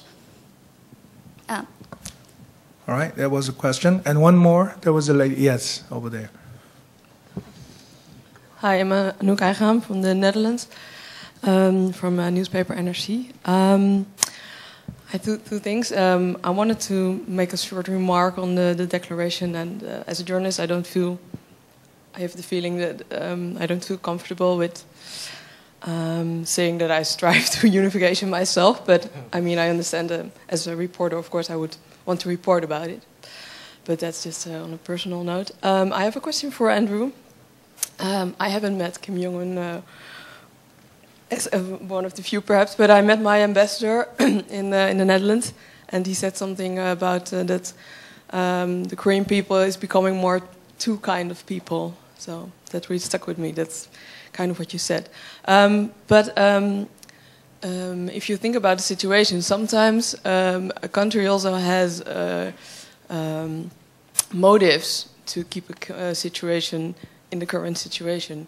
So I was wondering, do you have perhaps an analysis on the policy of South Korea, why South Korea might have more advantages of keeping the situation how it is and not, canceling sanctions, etc., or changing, negotiating or trading with North Korea. And do you have an idea maybe of what could change that situation? And also, if you look at, for instance, the influence of the US, I mean, the international policy of the US is very mixed. If you look at the Middle East, they are now supporting countries that they are, or groups that they were not supporting in other countries. So it's not very clear anymore. Is there a situation that you can imagine that would accelerate this process because there is another common enemy somewhere else in geopolitical sense? So I hope it makes sense. All right. I hope the panelists can deal with the questions very briefly. We have Mr. Ha to respond and Mr. Salmon to respond. I'll just wind up the session with two of my recommendations. Mr. Ha.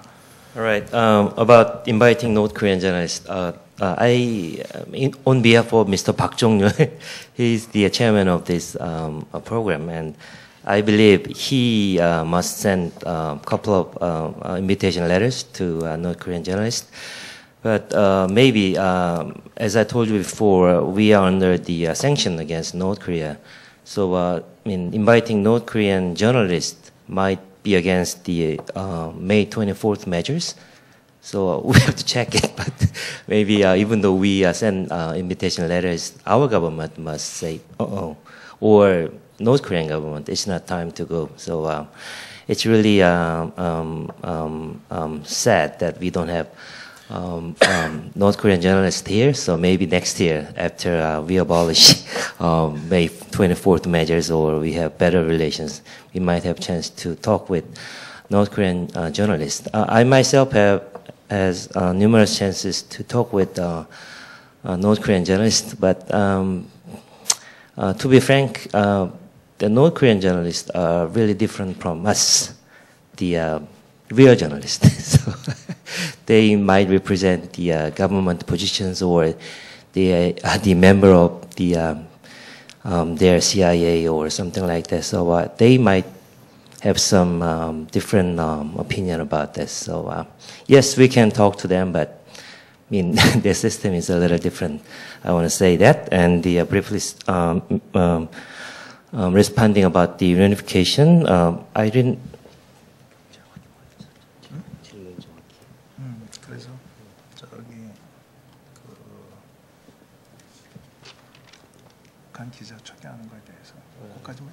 Okay, after this one, I'm going to talk to you in person, sorry. Okay. Mr. Salmon? Oh, yes, thanks. Actually, I had the same question for the organisers this morning when I came up. So, is anyone coming from the Nodong Shinmun? And she looked at me in shock. I said, I'm joking, don't worry, I mean, that just shows you how incredibly difficult any kind of cross-border interaction is. It probably didn't enter their minds.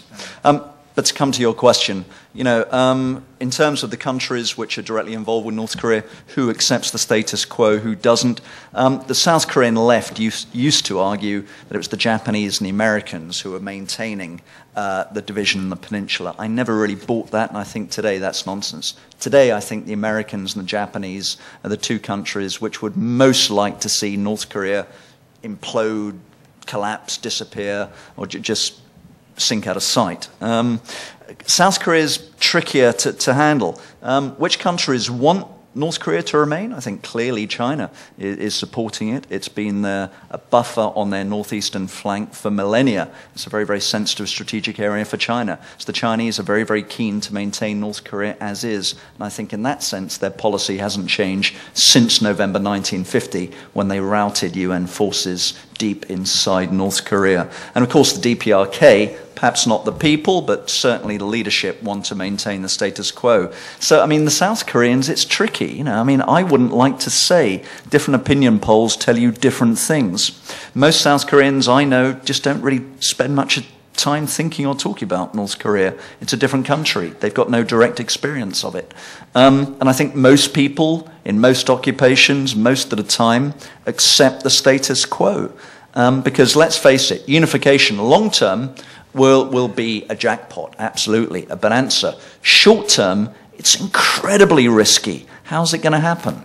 Could it be war? Could it be a regime implosion? Could it be a civil war up there, which we've got to intervene in? What's China's role going to be? Are the Americans and the Chinese talking to each other if this kind of thing happens? So it's an extraordinarily risky scenario, the actual process of unification happening, albeit the long-term highlands are very sunlit.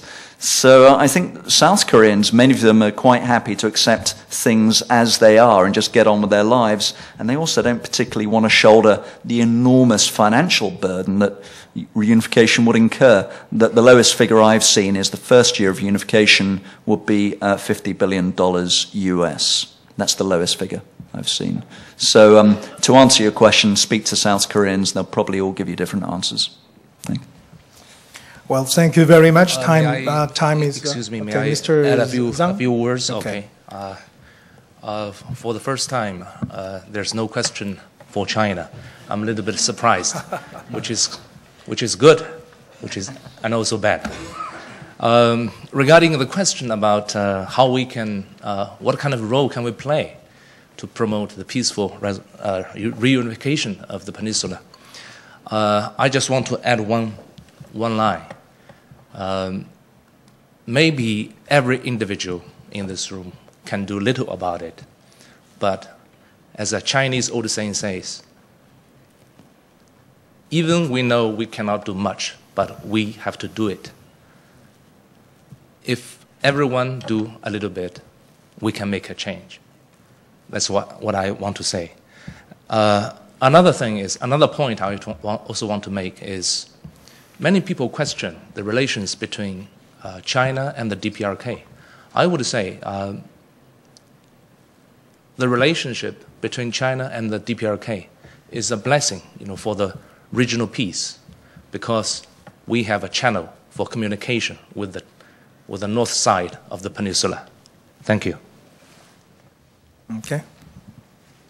Well, thank you very much for your patience. The 2 hours of discussion this afternoon was very exciting, very stimulating. We covered political, economic, and military aspects of the unification.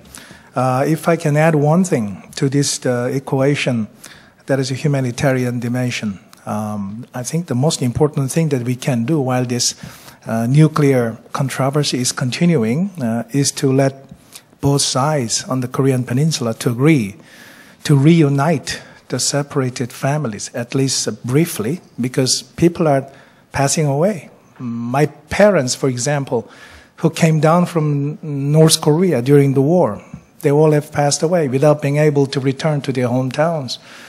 And I think this is perhaps most important humanitarian thing that we can do. We don't know when Korea will be unified, and we don't know what will happen to the nuclear weapons that North Korea has. But I think much more important thing is for the humanitarian dimension, because we live in the same nation, same peninsula, we speak the same language, we were one nation, artificially divided, fought war against each other, but still we can do something that is very much humanitarian. And I hope that this discussion would have continued to contribute to the understanding of the problems that we are faced with. Two things about the invitation of North Korean journalists. Certainly, I think that organizers of this conference have been thinking about it very seriously, and hope that someday, maybe next year, we'll sit down together with a North Korean journalist here in Seoul to talk about all these things together in an open-minded manner. And second, the inclusion of any ideas or any points that were discussed in this session could be reflected on the final declaration of the World Journalist, and I think that I leave it to the organizers to decide what aspects could be more reflected and supplemented to the final declaration. It has been my great honor to preside this afternoon session, and I learned a lot myself from the exciting discussion, and thank you for your participation. Thank you very much. Thank you.